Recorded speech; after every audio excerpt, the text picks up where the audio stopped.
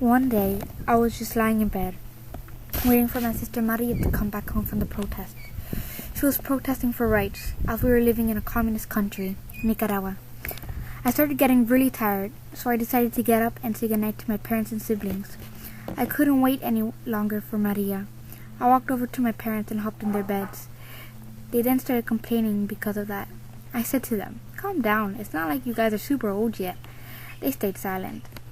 I went over to each one of them and kissed them on the cheek and said good night and "I love you." I walked back over to my room that I shared with my siblings and slowly got back in my bed.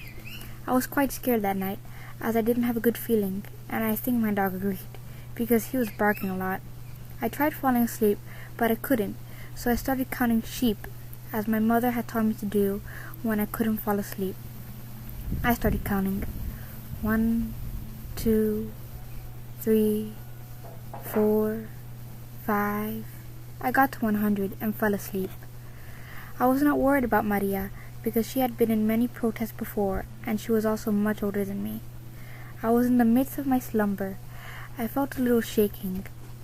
At first, I thought I was just dreaming, but then my dolls started falling out of the bed. That was when I realized my worriedness of the night wasn't fake. I knew there was going to be something bad that night, but I didn't know it was going to be an earthquake. I got up right away and saw my whole family running around the house packing their clothes. The only person I saw missing was Maria. I ran to my father and said, Papa, where's Maria?" He said that she slept over at our aunt's house. I felt a huge weight being lifted off my shoulders, but then it came back, because there was an earthquake going on. Everyone started telling me to pack my clothes and everything. I was confused. I said, Why? Where are we going?" My father told me that we were going to our farm. I was happy we were going there because I spent all my summers there and I just felt something special and happy there.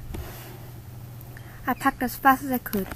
When everyone was done, my father started packing the car and everyone got in. As we started driving away, I just looked back from my window, watching my house fall apart, watching everyone in all the houses driving away, seeing people crying, seeing devastation. I myself was too crying, but I had my stuffed bunny there and my nanny there who calmed me down. I soon fell asleep in the car.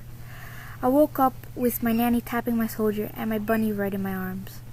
I saw we were at our ranch. I had a sense of happiness in me, but at the same time, I still had fear, sadness, and chills running down my back from the incident that had just occurred. I was still crying. I ran into the house and said hi to all the family that was waiting for us there. Maria was there too. But all I could think of was, are we ever going back to our house? So I asked my mom and papa. They said no. And this brought me more chills rushing throughout my body. I went to my room, and I was comforted by the smell of hay on my bed. That made me fall asleep, and everyone else fell asleep too. I woke up and was happier.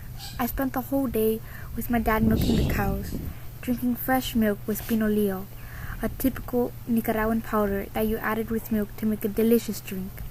It was kind of like chocolate milk, but at the same time it wasn't. Time went by, and I got used to living there, but I still cried a lot. And I now had a nervous tic. Whenever I felt shaking, such as in a car or anything, I got scared. Memories from the past that couldn't escape me. I didn't have many friends either, because I spent all my time studying at school, then coming back to the ranch and playing with the animals, my nanny, and my dolls. Things got better. I later moved back to the city and lived a happy life and made friends. For high school, I moved to California, USA, and then Spain. I made lots more friends there. When I finished high school, I stayed in the States because there were political problems in Nicaragua. For college, I moved to Miami and studied there. When I finished college, me and my friends decided to travel around Europe.